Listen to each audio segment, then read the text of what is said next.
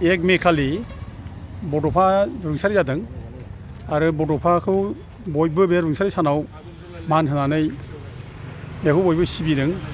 दिनै भारतनि नखर मन्थ्रियाबो बिनि नामावनो दिल्लीनि कैलाश कल'नियाव बिनिनो मुर्ति गायसनदों आरो लोगोसे लामाबो बिनि नामाव डिक्लेयार खालामदों।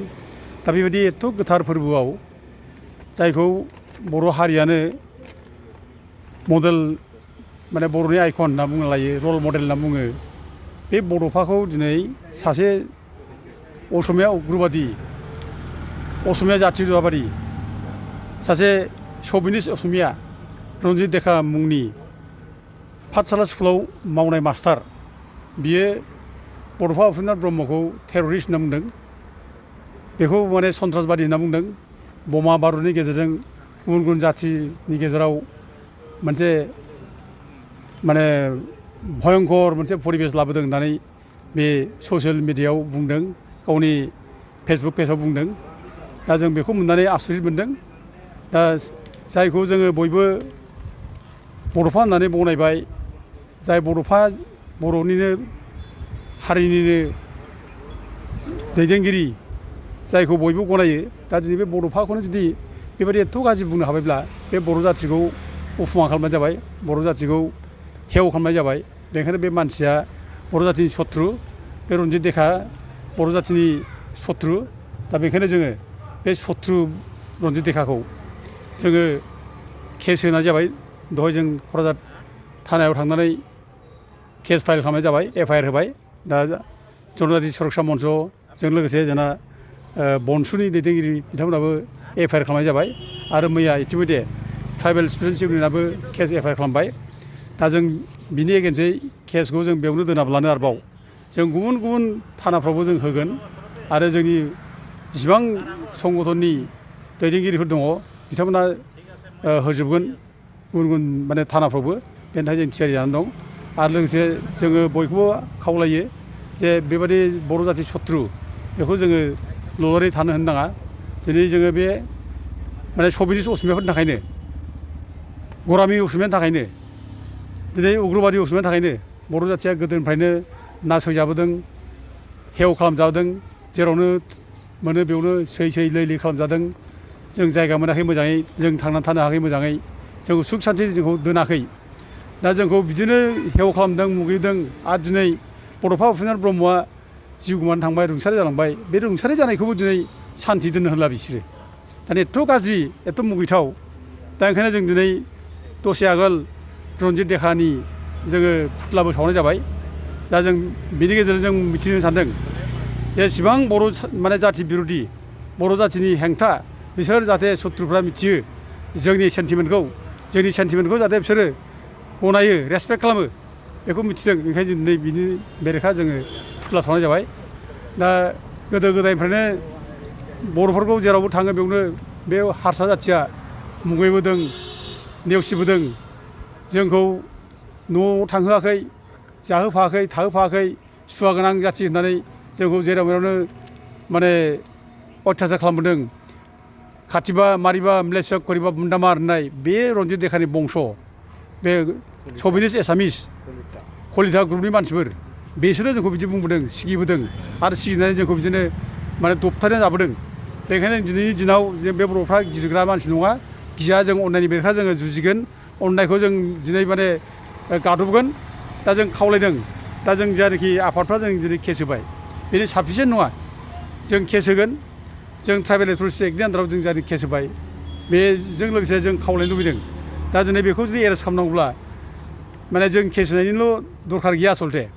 बेखौ गोसो जायोब्ला प्रमद बर'आ BTC चिफआ इमिडियेट बेखौ दानो सेकेन्डआवनो बेखौ हमनानै लायनो हायो आरो दिफेन बर'आबो दिनै गोसोब्ला बेखौ हमनानै लायहोनो हायो।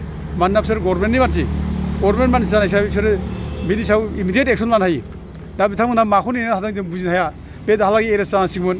थांनाय 1 थारिखआवनो जिथु एफा गाज्रि कमेन्ट होदों, बे एफा गाज्रि खोथा बुंदों। दा बेनिखायनो बेखौ दिनै जेलावसो जों नुनांगौमोन। दा दिफेन बर'मोनहा, प्रमद बर'मोनहा मानो सिरि थादों बेखौ जों माने दिनै साननो गोनां जादों। दा जाय हक जोङो रायजो राजा आफाफ्रा जोङो बे मुगैनाय, नेवसिजानाय बेनिफ्राय जोङो माने मुक्ति मोननांगोन। जों गोख्रों जानांगोन जाहाथे जोंखौ मुगै मोना जोंखौ जाहाथे जोंखौ हेव हेव खालामनो हाया दा असमिया जाथिया माला फैया बुंनो थाङोब्ला जोंनि बर' राजा दुर्लभ नारायणआसो 13 सेन्सुरियाव बै खायन' खुजानिफ्राय सारगत बामन सारगत कायस्थ' लाबोदों बे सारगत बामन सारगत कायस्थ'नि गेजेरावनो दंमोन बे लन्दाबर दन्दाबर सन्दिबर ओमफ्राय लोगोसे शंकरदेबनि बंश दा बेफोर बंशनिफ्रायनो दिनै शंकरदेबा असमिया जाथि मोनसे गठन खालामदों दा दिनै बे जोंनि उनावसो थाफैनाय आसामाव जोंनि जायगायावसो थाफैनाय जोंनि राजा लाबोनाय बे दिनै बंशआ जोंनि बर'खौसो सै लैलै खालामब्ला बे खुनु सैजो खालामथा नङा जों बेखौ सैजो खालामनो हाया आरो जों बेखौ जोङो स्ट्रं भाबै निन्दा खालामगोन आरो हायोब्ला जों आरोबाव बिनि गेजेरजों आरोबाव जोङो धरना बायदिसिना एक्सनखौ जों डेम'क्रेटिक लाबावगोन दा आं मोनसे खोथा आङो बिष्णु प्रसाद राभा लिरनाय लेखाखौ आं फरायनो सानदों बे मा बुंदों असमियाफोरनि एगेन्स्टै बिथाङा बुंदों असमिया कृष्टि ख'वा कला ख'वा साहित्य ख'वा संगीत ख'वा नृत्य ख'वा फ्रायै हय कछारीफोरा धारलुवान नायबा कछारी आश्रय बा हहायलै फवा माधव कन्दलीय प्रथम अखमिया कविता पुथि रामायण लिखिছে खार आदेशत बराही कछारी मानिकफार आदेशत নহয়নে सारगर बामुन आरो सारगर कायस्थ अखमले खने आनिছিল कछारी रमाकान्त मेस अरफे नील दोष केन बंशीय दुर्लभ नारायण मेस নহয়নে যদি আজি বামুণ কায়স্থ হতে ঘিনেৰে তোমাক সেই लै কৰে কবা বভাহত এতিয়া আমাক হিন দেখি ঘিন কৰিছা একালত কিন্তু আমিয়ে তোমালোকক অসমলৈ আনিছিলোঁ যাক লৈ আজিও অসমীয়াই গৌৰৱ অনুভৱ কৰে সেই মহাপুৰুষীয়া কৃষ্টি কলা সাহিত্য নৃত্য গীত আৰু ধৰ্ম খাৰ আশ্ৰয়ত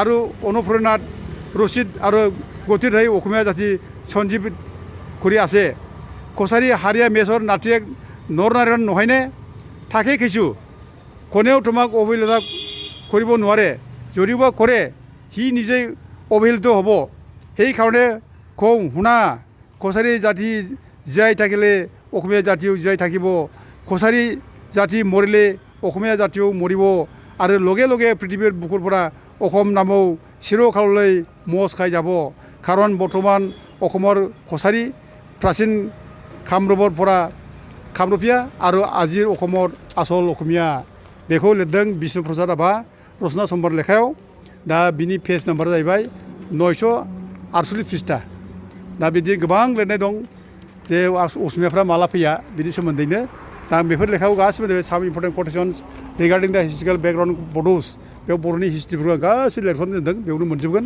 दा बेखायनो जोङो जोंनि जारिमिना माने मुगैजानाय जों नङा बे हारसाफ्रा जोंखौ मुगैनायनि थाखायनो जोंखौ सैसो खालामनायनि थाखायनो जों आसामनिफ्राय गावनो होननानै जों ओंखारनो गोनां जादों बाध्य जादों आरो बिसोरनि सै खालामनायनि थाखायनो जोंखौ मुगैनाय ट्राइबेलफोरखौ मुगैनायनि थाखायनो दिनै आसामा थुख्रा थुख्रा जादों गावदों आरो दिनै बर'फ्राबो बेनि थाखायनो गावनो नारदों आरो बेबायदि मुगैनायनि थाखायनो बेबायदि मुगैजानायनि थाखायनो बर'फ्रा दिनै असमियायाव जों थाजानो गोसो जाया आरो असमियाफोरनि बेरेखा जोङो माने आलदा रायजो नागिरदों दा बयबो रायजो राजाफ्रा बे असमियाफोरनि जेरै गरामि भाब बे गरामि भाबैनो गरामि भाबनि बेरेखा जों गसंथारनांगौ बेखौ बयखौ खावलायहरो